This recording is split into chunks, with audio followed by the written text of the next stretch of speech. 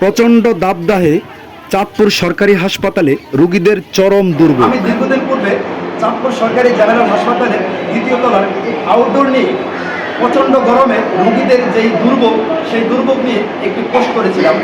আর সেটি পোস্ট করার পর কিন্তু হাসপাতালের তত্ত্বাবধায়ক খুব অল্প সময়ে তিনি ব্যবস্থা নিয়েছেন।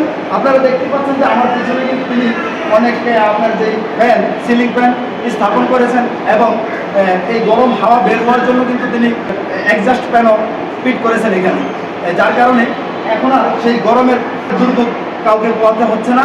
অনেক রোগীরা এখানে খুব সুন্দরভাবে ডাক্তারের জন্য অপেক্ষা করে থাকেন।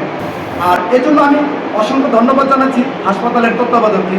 তাই এমনিভাবে আরেকটা বিষয় আমি তুলে ধরতে চাই, সেটি হচ্ছে হাসপাতালের যে পুরনো একটি ভবন রয়েছে, সেই ভবনের বহির্বিভাগে যে শিশু ডাক্তার দেখানো হয়, সেখানে কিন্তু অনেক রুগী এবং রুগীর লোকজনরা শিশু নিয়ে ডাক্তারের অপেক্ষা করে প্রচণ্ড গরমে অনেক দুর্ভোগ পোহাচ্ছেন।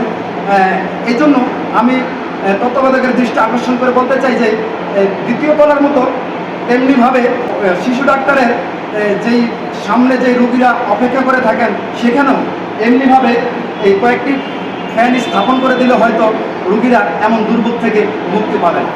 সুপ্রিয় দর্শক, আপনারা দেখতেই পাচ্ছেন যে ডাক্তারের জন্য অপেক্ষা করতে গিয়ে ওই স্থানে কোনো সিলিং ফ্যান না থাকার কারণে কিন্তু রোগীরা কেউ হাত পাকা অথবা কেউ কাগজ দিয়ে তাদের সন্তানকে বাতাস করছেন। আর এমনিভাবেই প্রতিদিন ডাক্তার দেখাতে এসে গরমের এমন দুর্ভোগ পোহাচ্ছেন রোগীরা। মানুষের ভিড়ে এমন গরম দুর্ভোগে প্রায় অসুস্থ হয়ে পড়ছেন শিশু রোগী ও তাদের অভিভাবকরা। সকাল 8টায় আসছেন? মানে অনেক গরম না?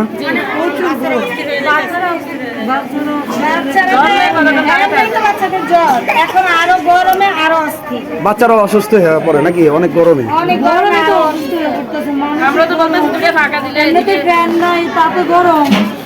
এখানে যদি 2টা ফ্যানের ব্যবস্থা করা হয় তাহলে হয়তো আপনারা উপকৃত হবেন, এই তো।